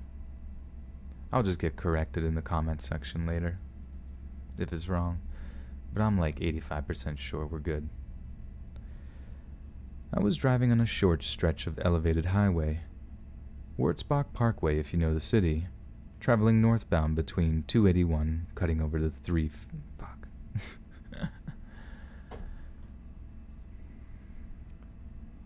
Traveling northbound between 281 cutting over to 35. I was passing the airport, just past Thousand Oaks, where the highway straightens out for a few miles until it slopes to ground level. It was raining, and there are not many streetlights on this part of the highway. I was traveling about 60 or 65 miles per hour. My car is a little sedan, so I had a low view of the road. I was the only one on the highway in either direction, aside from a pair of headlights several miles behind me. In the distance ahead, maybe a half a mile or so, I saw what looked like a man, a human outline, running or jogging on the right-hand shoulder of the road. Aside from it being nearly 1 a.m. and on an elevated stretch of road, I didn't think it too odd. There's lots of drunks in my city and stranger things have happened. Nonetheless, I moved from the right lane to the left just in case. As I approached, I became aware that this silhouette was not getting taller, as you would expect as your perception shifts. Instead, it stayed the same height. I estimate maybe 3 or 4 feet tall based on the fact that its head came to about the same height as the hood of my car. I slowed down to about 50 to 55 and stared at the back of this thing, trying to make out details through my rain-soaked windshield. As soon as I got close enough for this thing to be fully in my headlights, it dropped down to all fours, as if it was trying to mimic an animal. I know this was not any animal I've seen. Its size was that of a medium-sized coyote, but it was running distinctly like a person attempting to run like an animal. Its hindquarters were raised up in the air, and I could clearly make out buttocks, and its legs kicked out sideways. If you've ever seen documentaries about feral children, it'll give you an idea of the gait that I am attempting to describe. The only thing is that no human I've seen could run on all fours at the speed this thing was going. The creature was entirely naked and oily black and smooth. The rain glistened off its skin with a shine like wet black marble or obsidian. I could make out muscle tone and everything as this thing clipped along. As it dropped to 2 legs, it lost some speed, either intentionally or just from the change in gait. It was running about the same pace as a person could sprint. I passed this thing and it looks over its left shoulder towards me. Its face was flat, with a flat, wide nose. It had big eyes. I could see the whites and dilated dark pupils. There was no eye shine, which I think is unusual, just those eyes against the black of its skin, though it never looked directly at my high beam lights, so that may be inconsequential. Whoops. Number 15. Okay. Though it never looked directly in my Though it never looked directly in my headlight beams, so that may be inconsequential. It opened its mouth at one point as it was looking at me as it passed. Its teeth were flat and white like a human's, but with larger and more prominent canines. It had hands and feet like a person. I couldn't make out any genitalia, but it was distinctly male in its general appearance. It had what could be best described as a swimmer's build. Its body was proportionate to that of any other human, just scaled down. No crazy long limbs or anything like that. I did fumble with my phone with the intent to try and take a photo, but to be honest, I was enamored and excited and trying to take in as much detail as possible while driving on a dark, rainy road. I also didn't think a photo would show much because dark, rain, and the glass in my car windows. But now I'm seriously thinking of getting a dash cam. I hope that car... I hope that the car a ways behind me... Oh, okay. I hope that the car a ways behind me saw this thing. It was pretty obvious. I hope I've provided enough detail for an accurate report. I have no idea what I just saw, but I'm glad I saw it. It didn't seem malicious. It looked scared, like it was not happy to be up there, and just wanted to get down off the highway. I got the very distinct impression that the only reason it dropped to all fours was in an attempt to mimic an animal and draw less attention to itself. He didn't have far to go till the exit, but there's a well-lit gas station and intersection there. Aside from a few apartment buildings and scattered industrial areas, the only other stuff along the stretch is a small amusement park and the airport. There is an old abandoned concrete plant in the area next to the highway.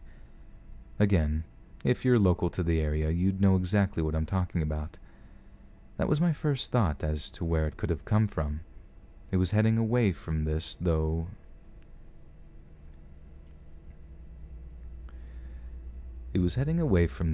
and towards a populated area, so it doesn't make much sense.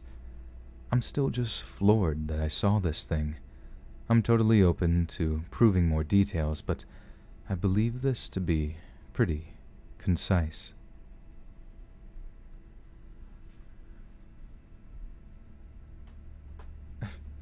Spartan, thanks for the support, bro. Telling everybody about my mistakes. Are you crazy? We can't reveal that.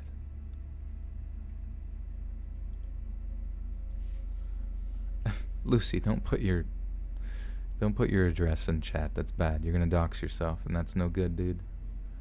And that's actually, I don't know. It's just bad. Bad news bears.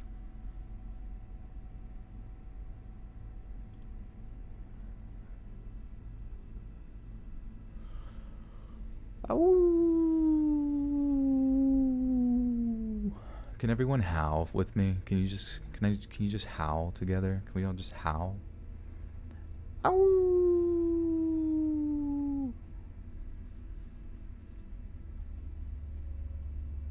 Buy you a combat pass for Mortal Kombat 11. That's funny.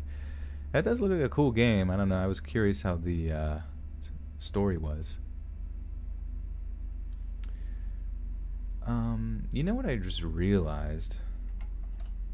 I forgot that. So I'm doing this collaboration. Have you guys ever heard of a channel? Have you guys meow? Have you guys ever heard of a channel called some sort of what the heck is it? It's like a Photoshop channel. Oh, Photoshop Surgeon. Everyone's wooing. But yeah, Photoshop Surgeon sent me a story that they're gonna have my voice on their channel because they're a pretty big channel. They do pretty well with views, and they'll also probably send me a creepy Photoshop that they've done that'll go in the background. So I've been really enjoying that lately, like people collaborating by sending me the visual artwork that they've done through speed paints and things of that nature. It's pretty sweet. And if you have art that you feel proud of, or in, you know, maybe social media or a channel you want to promote, and you want to send me something to play in the background, let's do it. Let's talk. Let's chit chat. Jessica Sanchez with the $5. I cannot believe I missed an hour. You keep me going at work. Keep it up. Thank you, Jessica. I know. I'm sorry you missed the good goods here. Sometimes YouTube doesn't always notify. That's why we got to hit that like button to let everybody in the world know. GQ, what's up? Welcome back. With the 2 says love you. Love you too, GQ. Much love. Lils gets chills with the 2 buckaroo. Says Joel, next month I'll make it rain like Anthony. That's okay, Lils. You don't have to. Only if you want to. Only if you want to drown me in love. Waterboard me. Waterboard me, Daddy. Sorry. Don't. I hope no one was recording that. Sundito with the $1. Thank you, Ditto. Thank you, Ditto. Alright. So, Photoshop Surgeon. I can't believe. Yeah, I have not actually sent him. I did the audio like so long ago. I wonder if he'll crap out the stream if I send him this audio while I'm talking to you guys. It's only like 11 megabytes, so that's not bad. Spartan says, hey Joel, if you need videography or photography visuals, I can support you there if you'd like. Yeah, I guess it just depends on the context of what we're working on. Right now, I'm kind of in dire need to find a writer. And basically, I'm trying to do stuff like Rainbot and Nightmare Expo, where I examine different topics. But I need a capable writer who's also passionate about finding the topics that we could cover. And then our amazing editor, Robin, will put in his magic once my voice has been rooting the script, and it will be a nice team effort. But that's the difficult part, is finding a writer right now. So thank you, Ditto, for the $1.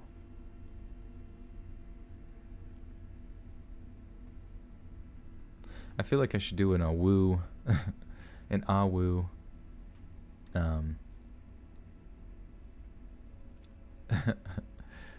do like the woo for when people donate. That would be pretty sweet. Ah woo! Oh, Spartan, you're writing one for... Are you writing about the Battle of Somes, or Soms, or Swooms? Swamp Dweller, what's up, Swamp Dweller? Says the doctor gave the results. He is a big poo-poo boy. He's a poo-poo. He's a poo-poo. Read more stories about guys eating their poop. I'm trying, dude. I can't. Nobody sends any good poop eating stories. I don't know where to find them. Alright, so we read the story about the humanoid, which is actually pretty... He was pretty detailed in their description, so I feel like that was actually a legit story.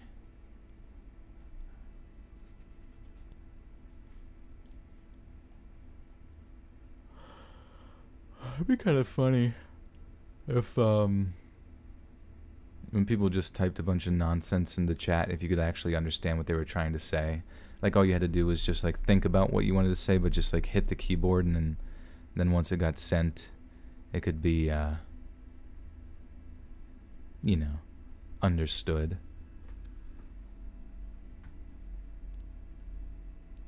Pyro, so basically, if you go to Rainbot, REIGNBOT, go to their channel, go to Nexpo, Scare Theater, channels like that. They'll kind of show you the content that I'd love to dig into as far as documentaries and stuff like that goes. Yeah. I just want to examine cool things on the internet and talk about them, or just weird stuff, you know, like really anything that's just weird and strange, you know. A lot of people said about like serial killers and stuff like that, but I'm just kind of like not sure if I want to dive into stuff that's like that graphic, but yeah, I don't know. We'll see. Not a little boy with a 420 says, please do an awoo for me. Awoo. Oh. Oh. Swamp Dweller says, my dad told me backflips only come from healthy mother cows. I don't get it. Awoo, I don't get it. Awoo-woo. I don't understand jokes. I've never heard a joke before in me life. Awoo. Alright. Talk about Transformers creepypasta. Do they make that? Rujipin says, I'm new to the channel. Says, do you do live recordings often? Yeah, so I release stories, narrations on the channel Monday, Wednesday, Friday at 7 p.m. Eastern Standard Time on the East Coast of the United States, and then usually the night before, Sunday, Tuesday, and Thursday, I will go ahead and do a live stream just to kind of read those stories live to people, and we can chit-chat and just be buddy boys together. Buttersock, buddy boys. Do I believe in gamer tax? I believe that gamers are the most oppressed class. Gamers, rise up. Alright, so this one's called I Worked in a Haunted Mansion on Lake Michigan. East Coast? When I was 16, I got a job as a personal assistant cleaning lady for a very wealthy couple who lived in a big, beautiful mansion on Lake Michigan. It was a great job at the time, but after a while I had to quit because of everything going on, and I'll tell you exactly what that was. I made $12 an hour as a 16-year-old girl, and that was just crazy to me at the time. But now I know it's because the homeowners couldn't get anyone to stay and work for them. It could very well be because they're both major idiots, but I honestly didn't see them all that much during the school year, so it was fine. I would work 40-hour weeks in the summer and part-time while I was in school. So during the school year, I would hardly see the homeowners and would be left alone to clean the house. I had a key, alarm code, and gate code so I could let myself in and out. In the summer months, I had help from a few other employees, but in the school year I didn't. At first, I loved being in the house by myself. Don't get me wrong. The place was absolutely gorgeous, right on Lake Michigan, so I'd always open all the curtains to let the sunshine in and blast the surround sound speakers while I cleaned. It wasn't until I was by myself that I started noticing how weird the place was. Nothing ever exactly felt welcoming about the place. Sure, it was pretty to look at, but it was modern and everything was hard marble and stone, not very homey feeling. My first experience happened when I was cleaning one day in silence. I remember specifically not turning on the music because I had a bad headache that day. All of a sudden, the speaker to the upstairs part of the house turned on. The way their speaker system works, you can control it by a touchpad in the kitchen, which would play the music everywhere besides the basement and master bedroom. To play music in those areas, you have to go to the touchpad and turn it on by the control pad and sync it up with the rest of the house. The reason this was so alarming was I was the only one there. I walked up to the stairs to go check out what was going on and figured out why the music turned on seemingly by itself. I looked around and called out the homeowner's name, thinking someone just came in without me noticing or something. But the doors were all still locked and no one was home. Shit, I hit my desk with my foot. Dang it. Stupid foot, look out. Okay. I looked around and called out the homeowner's names, thinking someone just came in without me noticing or something. But the doors were all still locked and no one was home. I shut off the music and went back downstairs, not thinking much of it. It started happening more often. I'd be listening to music and would turn it off, or it would be off and would turn on in a completely different area of the house. I brushed it off as faulty and didn't think much of it. The second, most prevalent story I remember from working was when I was cleaning the workout room in their basement. I never wanted to go in this room, and I really couldn't tell you why. Something about this room was weird. It was super cold and dark, and I just felt really anxious in that room. I definitely tried to avoid it, but my boss would get mad when dust would build up, so I forced myself to go in there once a week to tidy up. Anyway, I was in the workout room using a broom and a mop. I remember sweeping up the floor and propping the broom against a machine while I used the mop. Suddenly, the broom fell over, hitting the wall, the baseboard, and the floor as it fell, causing 3 distinct knocks. What I heard after scared me so badly I refused to go into the room by myself ever again. Immediately following the knocks made my...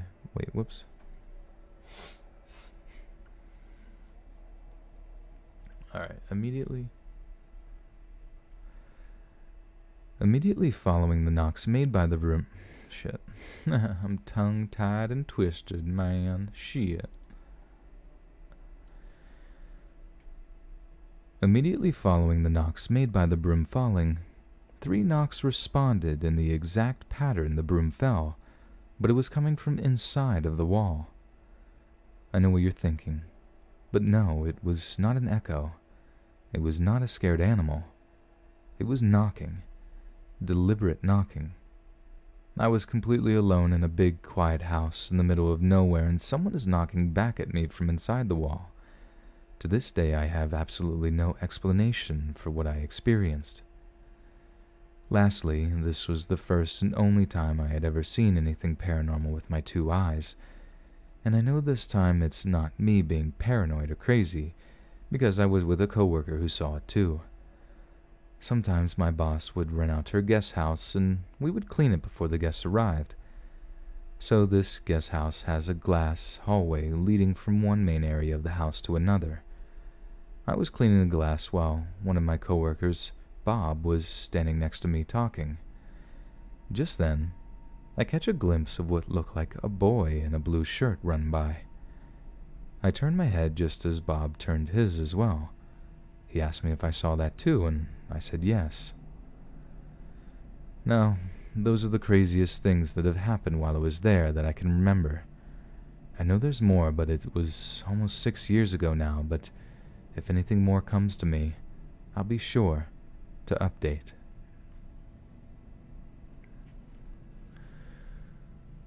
Oh boy. Frickerson. I'm 11 and a half.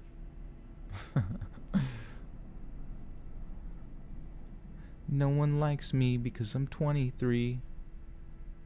And I took a pee-pee in my jelly G.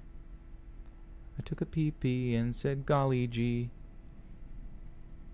Holly Harder says, Discord is life, I blame you, Joel. I quit my chat room life until now.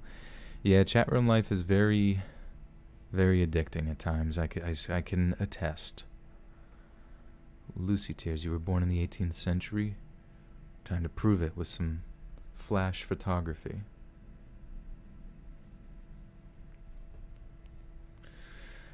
So, we are on the second to last story. This one's called The Only Ghosts I've Ever Seen. All have been doppelgangers of loved ones.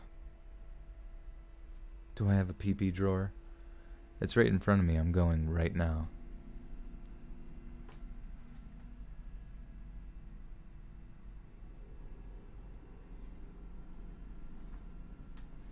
Do do do do do.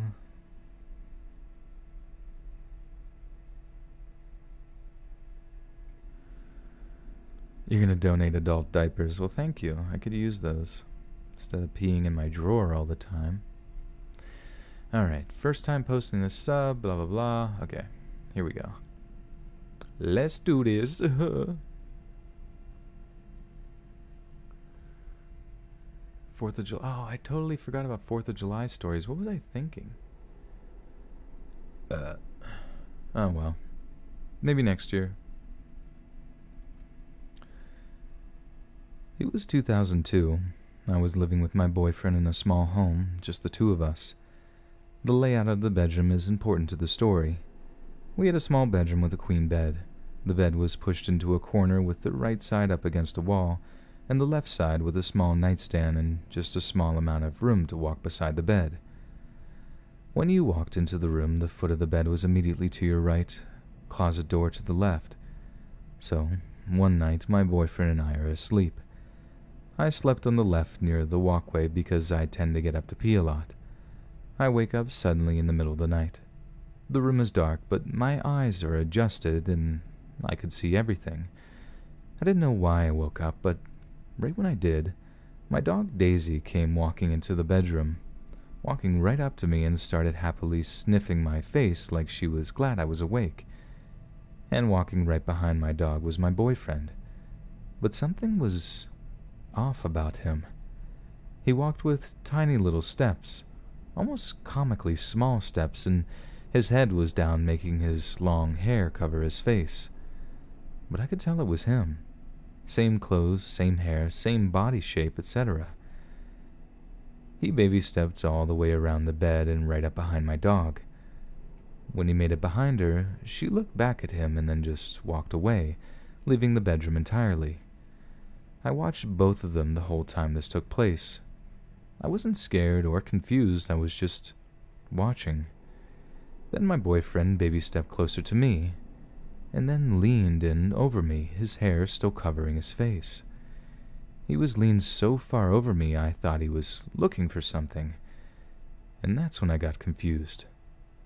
I was just about to ask what he was doing when I glanced over to his side of the bed.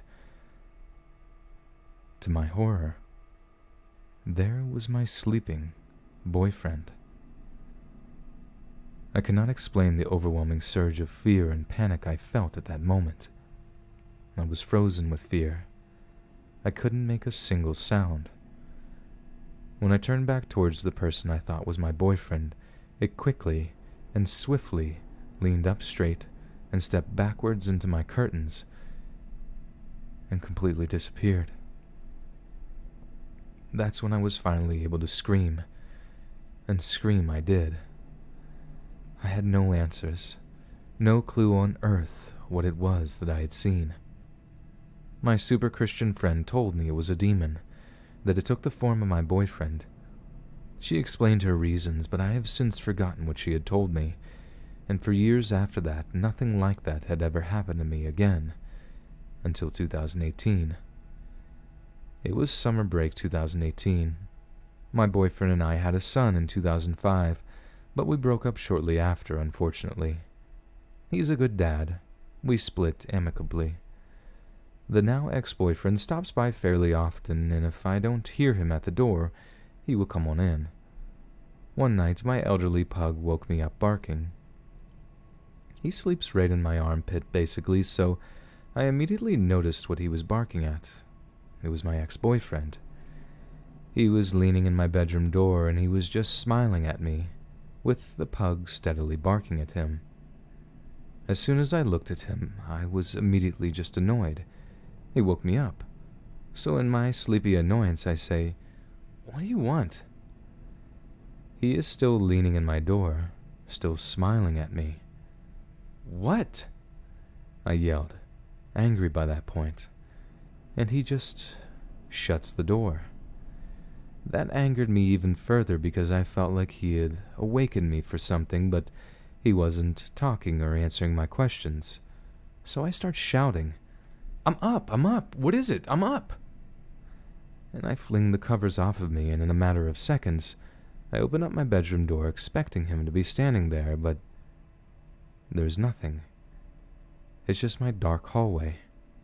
Not quite grasping what is going on, I walk all around my house trying to find him. He's not there at all. It had been so long since it first happened that I was more shocked than scared. I don't really scare too easily these days. I text him right away. He still remembers the first time this happened to me, even though he dismissed the first occurrence as a really vivid dream, despite me being adamant that I was fully awake when that happened. So, I was surprised by his reaction to the second occurrence. He believed me. What really sold him was my pug, Mr. Muggs. He barked a lot at whatever was leaning in my bedroom door. Something else I didn't realize until I was texting my ex is the fact Mr. Muggs never barks at him. He loves my ex. Another sighting of an entity that looks exactly like my ex, and 15 years after the first time. Very, very odd, to say the least. A month or so goes by. I believe if you put too much thought and emotion into the paranormal, it can feed on that, so I brushed it off. I just didn't give it a second thought beyond the first day after it happened. It was weird, and let's just forget it happened. That kind of thing. August of 2018, my niece found a tiny little puppy in a ditch on the side of the road. I immediately fell in love and opted to adopt her. Her name is Peekaboo, if you must know. My son and I fell head over heels in love with her. Every night she would whine to get in bed with me and Mr. Muggs, and every night I happily obliged. One night, I woke up to my son standing at the side of my bed. Mom, can I sleep in your bed with the puppy?" I was not happy he woke me. "You can see the puppy tomorrow, son." But he begged, "Please, I want to sleep in the bed with you and the puppy." I was not having it, so I told him, "No, son, I barely have room as it is. Go to bed." He hung his head down, but he didn't say anything else. I watched as he left, and I was already feeling guilty. Just as he shut the door, I had a change of heart. I called out, "Come back, son, I'm sorry," as I threw back covers and quickly opened my door. My stomach sank when I opened the door and saw nothing. The hallway was empty, dark, and quiet. No lights, no sounds. It had been a few seconds from the time my son shut my door to the point where I was opening it back up. I would have seen him so quickly. I walked to my son's room, opened his door, and there he was, sound asleep in his bed. I didn't want to freak him out, so the next day I simply asked him, "So, did you come to my room last night?" He responded with a yes. I was relieved until he added, "When I came to tell you good night, remember?" That was hours before I had seen him in my room that night, wanting in my bed. I never told him what happened, and it hasn't happened again. I hope it never does. It does scare me. It spoke. It wanted in my bed. I talked to it. What if I had said yes? I shudder at the thought. I don't know what to make of this. Why do I see entities that look like my loved ones? I have heard other doppelganger stories, but my experience is a little different from the others that I've heard. Are they ghosts? Demons? I'm curious to hear your thoughts. Yeah, that was a pretty good one. I didn't really make any mistakes on that bad boy right there. I'll tell you what.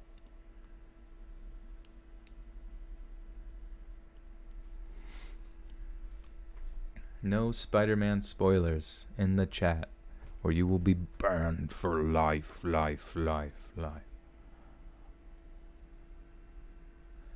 Joey Doink Doink. It's 5 a.m. where you're at? Uh-oh. Well, thanks for staying up with me. It's 1 a.m. here. Mina McDonald. Did I pre-read these? No, I just kind of do everything on a dry read, so it's all kind of random. Yeah, that was a really good story. I could see that being like an actual movie or something, because ew, dude, the hair, like, and then turning and seeing, like, you know, the husband, and then being like, what the fuck? And then, like, it just, like, you know, just all of a sudden kind of like a spider, like, and like retreating, like, slowly. Even the way that it walked up to her was really creepy with its, like, little tiny baby steps. God, that's freaking strange.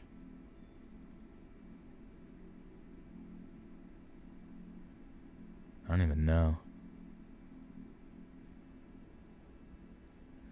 You didn't realize you said surprise. Who knows? Maybe I did, maybe I didn't. Joey Doink Doink with the $1. Thank you, Joe. Spider-Man is Peter Panker. Ashley, what's up? What's poppin'? Welcome, welcome. Alright, so unfortunately, Ashley, I don't know if you just got the notification or if, you know, obviously busy with stuff, but I feel bad because this is the last story of the night.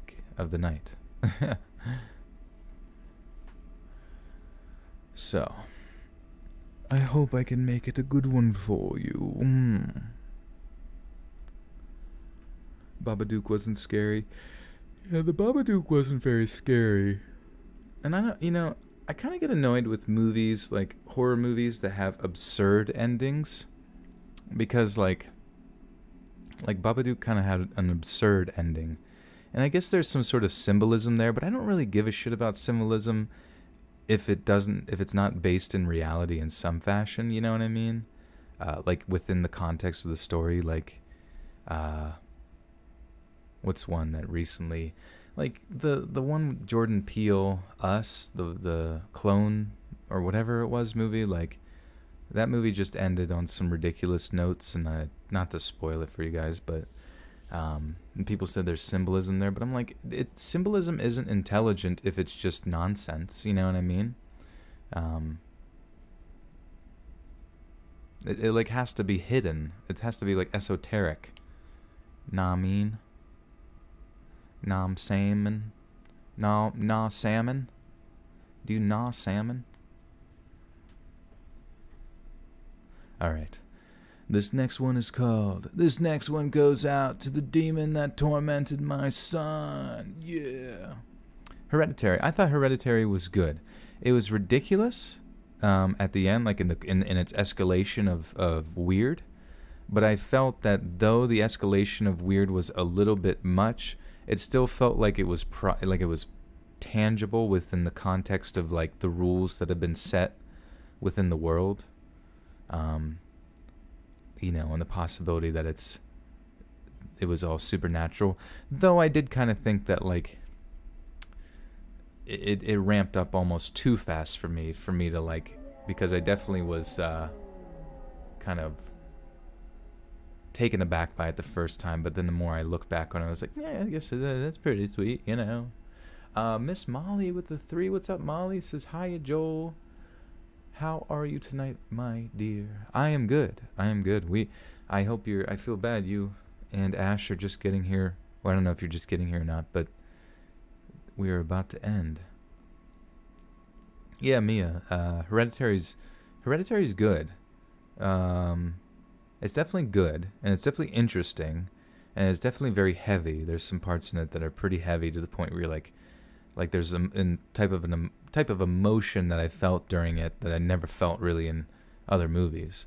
I do really want to see Midsommar, and I'm curious if that's going to be as good. Ashley Wilson with the 5 says, read me a special story. Sorry I'm late. I've been sick all day. Feel bad for me. We do. We're sending vitamin C frequencies.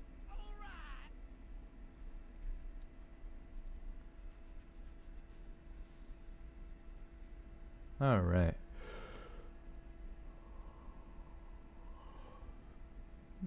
Rules. Does that include the Buttersock rule? Yeah, the Buttersocks are very specific, grounded rules based in reality. The Buttersock cult adheres to these rules very strongly. Do people in my personal life point out how soothing my voice is? They don't, actually. It's honestly not until... It's not until, like... I think my talking voice is a lot different than my reading voice. You know? So, I think I talk in a higher frequency normally. And if I try to talk in my, like, reading voice too much, people say, What? What did you say? I didn't hear you. You know, so it's hard to do that voice in conversation as much, whereas during streams I'm pretty close to the microphone, or during videos I'm very close. Chris Palm, thank you for the buckaroon. Smackaroon. Alright, let's kick this next one off.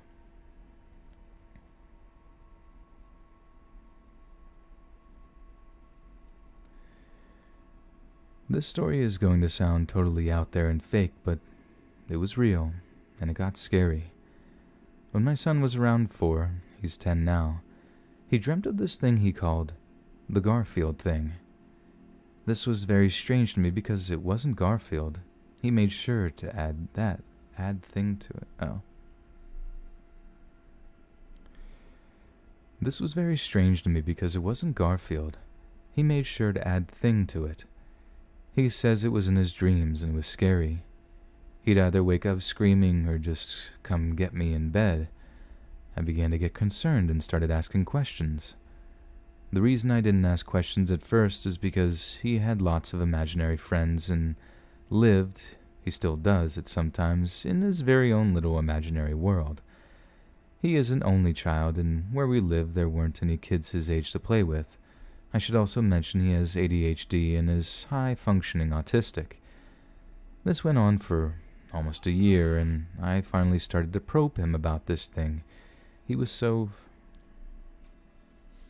Now my cat wants back in again. Now he's gonna have to wait until he eventually starts smacking his body into the door. AJ with the $2 says, which story genre is your personal favorite? I would say the paranormal stuff. Like that last story about the doppelgangers really got to me. Like that's... I guess it's not like as objectively scary as like a man with a knife over you, because most likely the man with the knife's gonna do some naughty things to you, but like something about some of the creepiness, the paranormal stuff that hides from you but still people experience, that really strikes a certain chord deep within my primordial goo. Jack Truman with the $1. Thank you, Jack. No English. No Russian.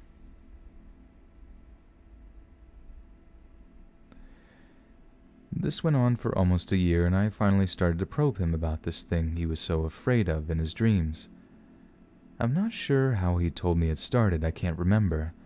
But in one conversation he finally told me that the Garfield thing asked him to live in the dream world with him, and said no. Fuck, I'm actually screwing up this last story really bad. I literally had such a long streak on the previous one, and I don't know why this one's a struggle bus right now.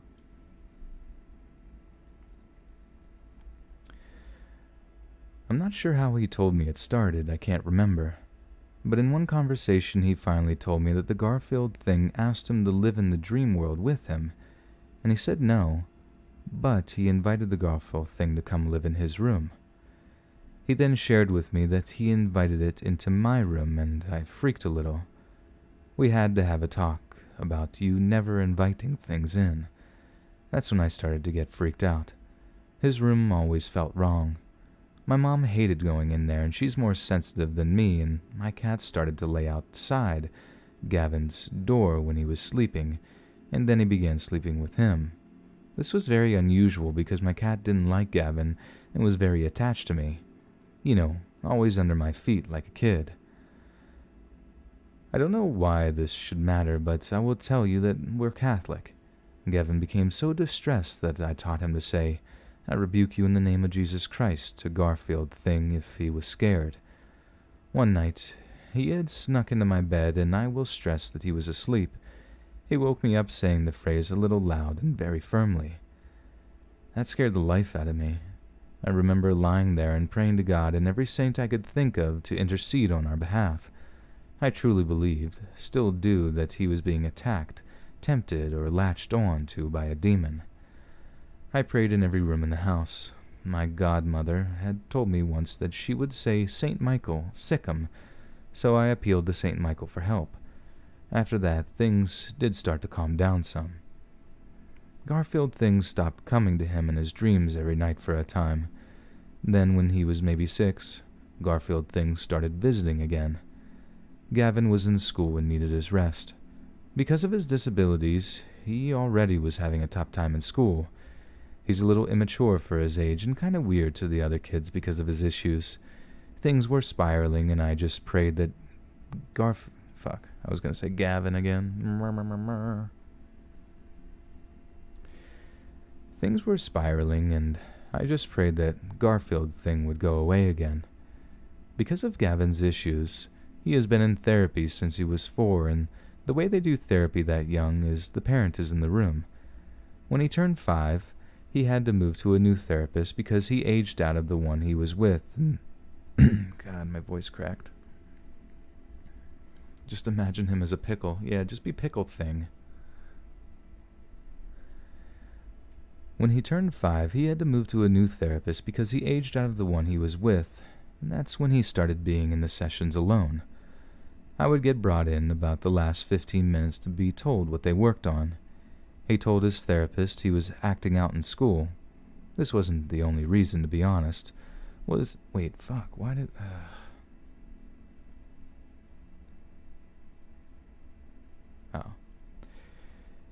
He told his therapist that the reason he was acting out in school was because the Garfield thing was keeping him awake, asking him for stuff.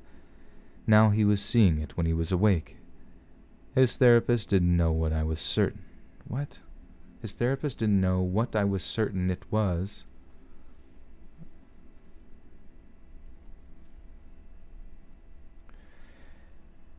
His therapist didn't know what I was certain it was, but he told Gavin to do this. Tell Garfield he's only allowed to ask for one thing, a blanket because you need your rest. I had never shared with Gavin what I believed because I didn't want to scare him worse. His therapist did something I was unable to do.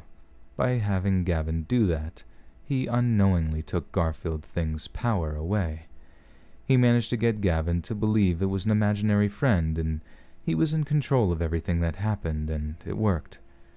Garfield thing became Garfield and wasn't scary anymore. He was like in the cartoons or comic strip. I will forever be grateful for what the therapist did because he managed to take all the evil power away and give power back to my son. We moved, not because of that, and nothing feels off in this house, although my dad still wants a priest to do a blessing, and he even talked about doing an exorcism on the house. This was after my son confessed to me last week that he just wanted to end his own life. He has a therapy appointment, and he talked to our priest and seems better for the moment. I know this sounds made up, but I promise it's not. It was very real and very scary. I'm a skeptic just about everything, but I know evil is real and I know demons are real too. I'm not, however, suggesting my son was possessed. He wasn't. He was being manipulated by something. I pray nothing like this ever happens to you or your family. Oh, we almost got to 600 people here. Exorcise that house. That house needs to get dummy thick. Dummy thick. Oh, dummy thick. We need to exercise the house. Alright, guys. GM Danielson is in the house, by the way.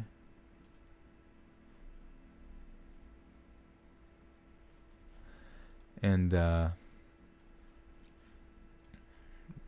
am going to be reading my final farewells for the end of the video. Oops. Oh. Good night, guys. Thank you guys for being here. Seriously. Yeah, 600 people here. That's awesome. $1 from Daylene Gillette. Thank you, thank you. You want me to, I'm tucking all of you in the bed with my voice, my vibrations. You made it, okay.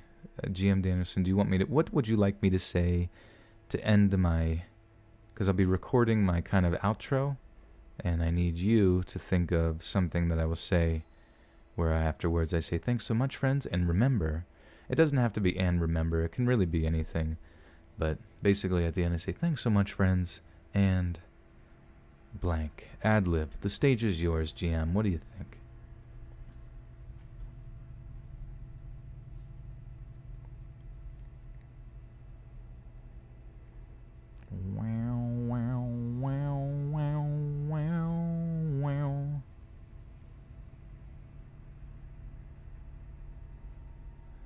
He's thinking. He's chug-a-lug-a-lug. Remember to brush your ass. That's pretty funny. Come on, we don't even have half the number of people in here in likes. What is it with the low likes? No, that's okay. Stay dummy thick. That's alright, guys. Yeah, if you do, guys,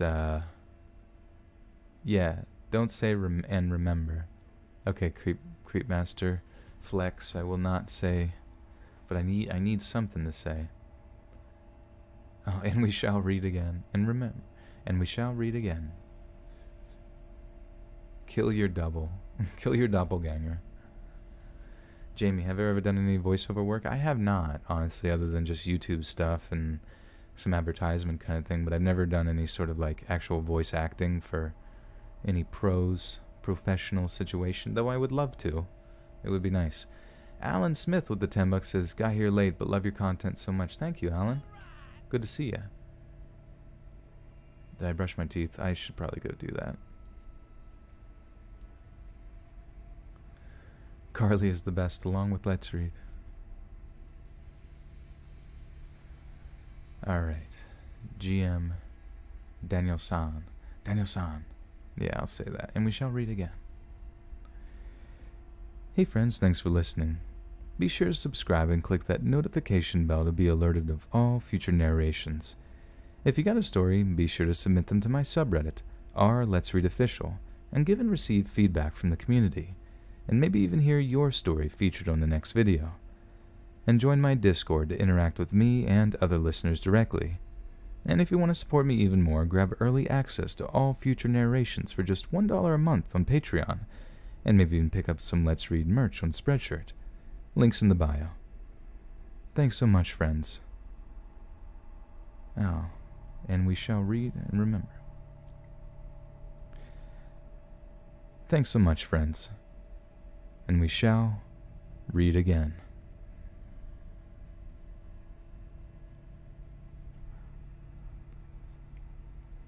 Daniel-san. GM Daniel-san. Well, guys, I'm going to link the Discord in the chat in case you guys want to come hang out with people in Discord. It's a pretty fun place. Sometimes the voice chat gets popping off. And,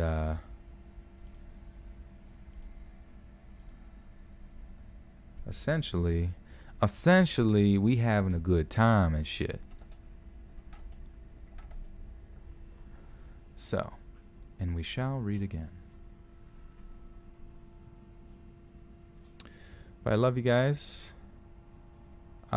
Stay tuned for this video that's coming out tomorrow at 7. I'll probably try to stream again on Thursday, but those stories probably won't go up till like Monday. And because I have a sponsored video that I've kind of had done for a while, and the sponsor wants the video to come out Saturday, but I don't want to detract any views from, like, if a Friday video comes out and then overwhelm you guys with content. So I'm going to hold back on a Friday release, and I'll make mention on social media, Twitter and Instagram. Hopefully you guys follow me on there. Get me to 7,000 on Instagram, that'd be great. And let you know that the video will be coming out at 7 p.m. on Saturday. So, that is the plan, my man. My man. But I love you guys. Thank you guys for being great. Thank you guys so much for your generosity and making these streams fantastic with your positive energy and shit. But yeah, let's just keep this party rolling in Discord. Alright, guys. Deuces from the middle uses. I don't know. Oh, Instagram is at letsread.official. Twitter is letsreadcreepy. I wish I could have kept them like... I wish I wouldn't have picked the name Let's Read, to be honest, because it's... I mean, it sticks now, you know, but it's not the most easily accessible name to have all the time with social media stuff. Discord? Okay. Adios.